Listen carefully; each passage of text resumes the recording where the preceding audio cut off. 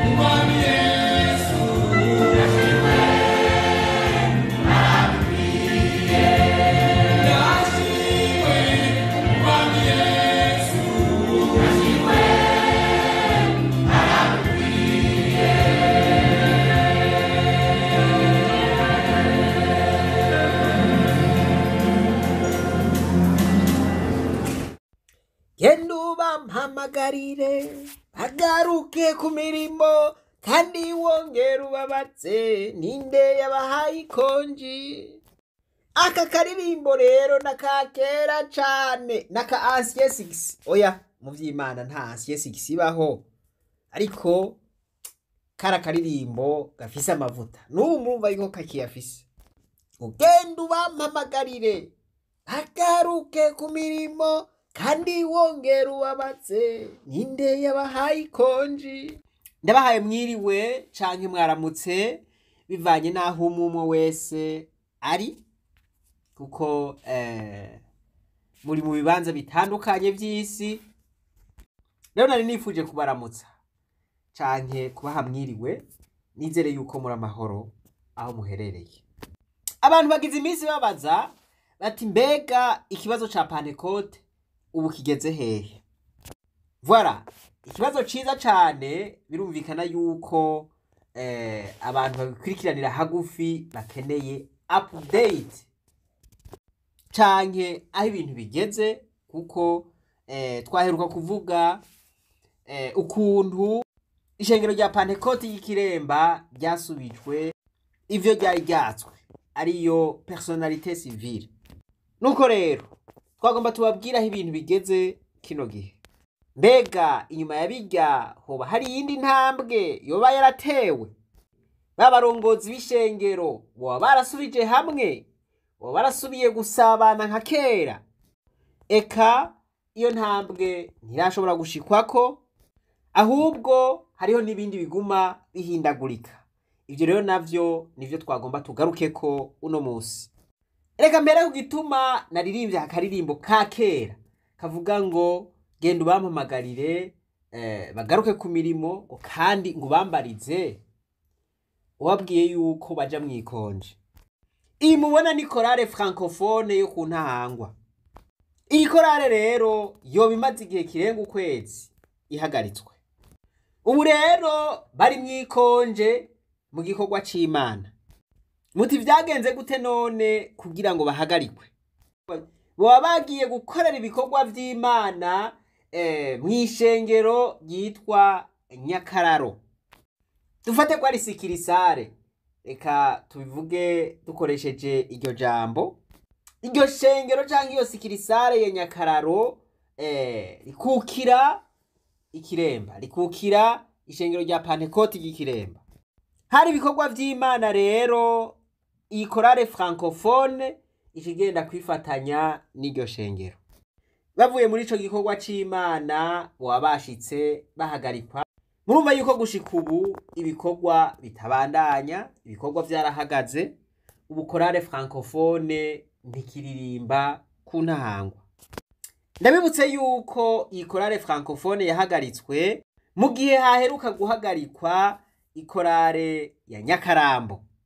Twarabwiye naho nyene ingene vyagenze yuko iyo korale ituruka mu bubwiriza canke mu isikirisare ikukira ishengero rya Pentecote y'Ikiremba.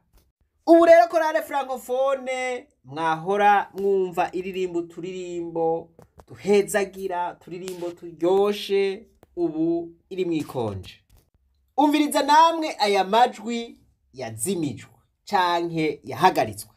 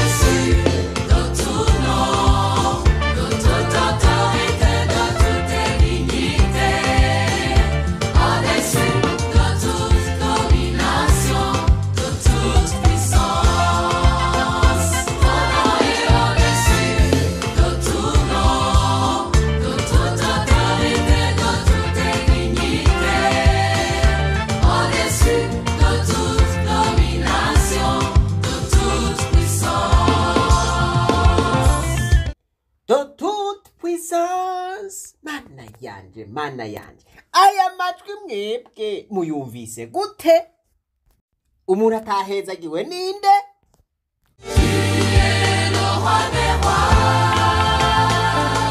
Jésus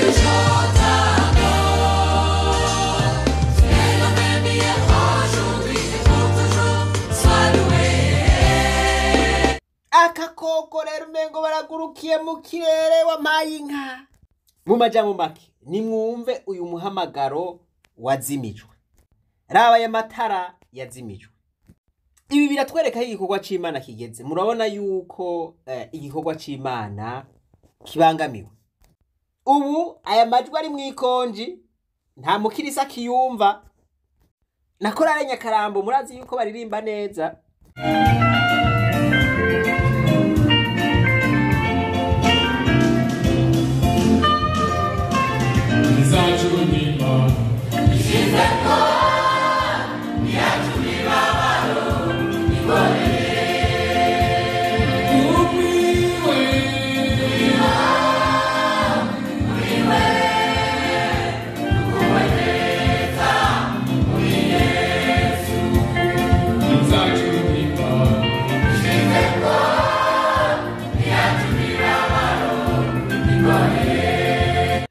Mu gihe boba bahora baririmba bariko bakorera Imana, batariko bakorera amahera, hanyuma bakaba barahagaritswe, murumva yuko ivyo bintu bigoye gutahura. Aba bafise umuhamagaro udasanzwe. Murazi yuko abaririmbyi bakomeye mw'ishengero hariho n'abantu batoja gusenga mu gihe hatabaririmbyi bariho, mu gihe hatamakorari ariho. Voilà, kanatsinda ngo uririmbye neza abasenze kabiri. Rero twese turanezerwa n'indirimbo kuko ziba zirimwo amajambo y'Imana. Murumva rero yuko cacuka aho kurangira ahubwo kiguma ciyongera. Aha rero umuntu yo kwiyumvira ati none bihereye ngaho ntibahereje kuri Nyakarambo, ubu bageze kuri Francophone, ubu nta bandi bumva ibicuro ko boshobora guhagarikwa. Ubu umuntu yo kwibaza ati hoba hagiye gukurikira abandi, korale y'ugwaruka, korale centrale. Ivyo navyo nipfuza yuko vyoshika, kuko bishitse murumva yuko ibintu vyoba bigeze ahantu habi cane. Hoba hasigaye abakirisu baja gusenga gusa ata bintu vy'amakorali. Murumva yuko igikorwa c'Imana naco kitoheza ngo kigende neza. Ico rero cari ca mbere. Reka tuje ku ca kabiri naco. Za mpande zibiri zihanganye twahora tuvuga, ukuvuga ngo J11 na J4 ubu zahindutse. Ubu ntitukivuga J11, oya, ubu zisigari J10. J4 nayo ubu turashobora kuvuga J5. Muti kubera iki? Ishengero rya Pentecote ryo kumugara ryahora riri muri J11, ariko ubu ryidohoye. Ubu biboneka yuko ryahambije J4. Ivyo muravyumvira muri aya majambo aho bavuga ukuntu bababazwa n'ibiriko biraba. Bakavuga yuko bavuye mu gacerere, ahubwo n'amanama ya J11 atazosubira kuyitaba. Bagomba tuvuge amajambo amwe abo twari kumwe kw'isengesho bundi twarabivuze mu ncamake ku bintu bivugwa turababwira tuti turumva ko muri shengero abantu bo bagenda bidoga bati kuki abugere bacu batavuga. Twarababwiye tuti kuvuga bavuga ibiharuye, kuko rimwe na rimwe amajambo menshi ntihaburike. Tuti uko bitatubabaza na twebwe turi n'akababaro, turabasigurira uko bimeze kose nuko tuzosubira kubivuga. Ishengero dukwiye kumenya ibihe. Iyo ibihe bishitse mu rugo rw'ababana batane kw'ibirake, uyu niwe mubi, jewe nije mwiza, haba hakwiye iki gusenga. Barabwiye bari gusenga uwo munsi tuti dusengere twebwe abakozi, mbega ishengero murakomeye. Mugabo hariho ibintu bimeze nka, urabona hajya ahantu basudira bijya bintu binanga, ndashobora kunangira ku bakirisitu ugasanga nabo nyene bafashwe mu mvugo. Yego uyu muyaga wahuruse mu mashengero yacu ya Pentecote dukwiye kuwusengera dukomeje. Icyifuzo cyacu kiba bwabungere twifuza ko aya mashengero 15 yosubira. Sinzi wowe ko wumva kuko ishengero abisi baca banezerwa bakavyakira bakabiterera hejuru nk'umukino murabizi ku mawasa abo batoye bagatanga bamisha ariko wose ngo kutimana twifuza ko vyogumuka. Tugomba ko ishengero isubira kuba y'amashengero 15. Twabe tuyaga n'abo bakozi mu nama twagiyemo bibuke mu myaka ya 80 90 tuja mu bikorane za Gishiha, Kayogoro, Kiremba, umwete twari dufise twatekana bya bikasete bibiri dufata indirimbo ishengero rikagenderwa na mbere. No munsi siko bikiri, mazi yaraduteye kandi iyo mazi n'abatera wasangaze y'abantu batabaye maso basenga Imana. Uwo muyaga rero murazi ko agenda havugwa amajambo menshi adahumuriza, agomba ndabahumuriza ishengero ryo kumugana.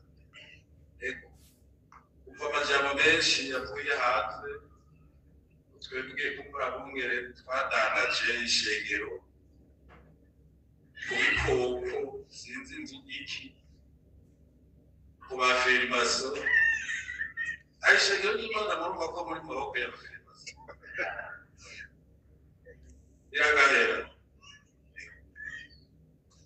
bigaca bigenda rero bikandukira ugasanga n'ubwishengero iwacu uba harimwo abarimwo bavuga bati bajya batama baragurishije ishengero ku bafirimaso.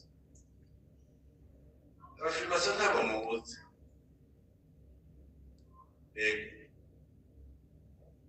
Murabaza abakurambere urabona ko ishengero riri mu Rwanda kuva 2015 gatandatu n'indwi ukora twabo. Yewe no kuvuga nti acari kw'inkovu z'abafirimaso aho murantaho cyafise inkovu zabo mariya abo bantu umutima cy'uruhumbu bashaka yuko uhita kwishengero ngo rikura abo bantu umuntu yoba yavuze ko akwiye kugirirwa imbabazi. Gusaba imbabazi abarira nakuze ibyo ntazi ishengero rya Mugara aho rigeze n'aho ryavuye urabazi singebwe muca mubyakira mukabisekana reka bo hirya kumbure batagakiza bari uko bagomba ariko kuko inzu yagejejwe n'iyo bigonda no kubera icyago kuzobura ucika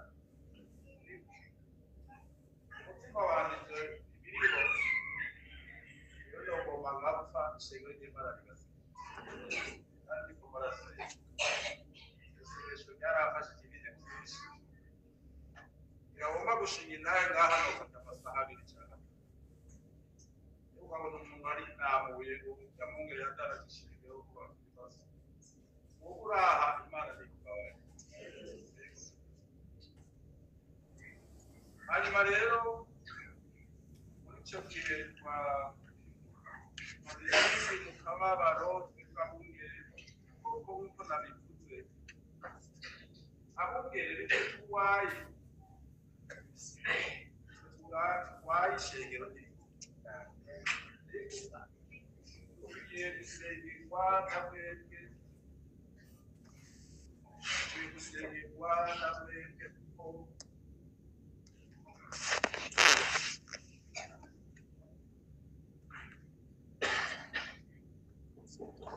dukwiye gusengerwa na mwebwe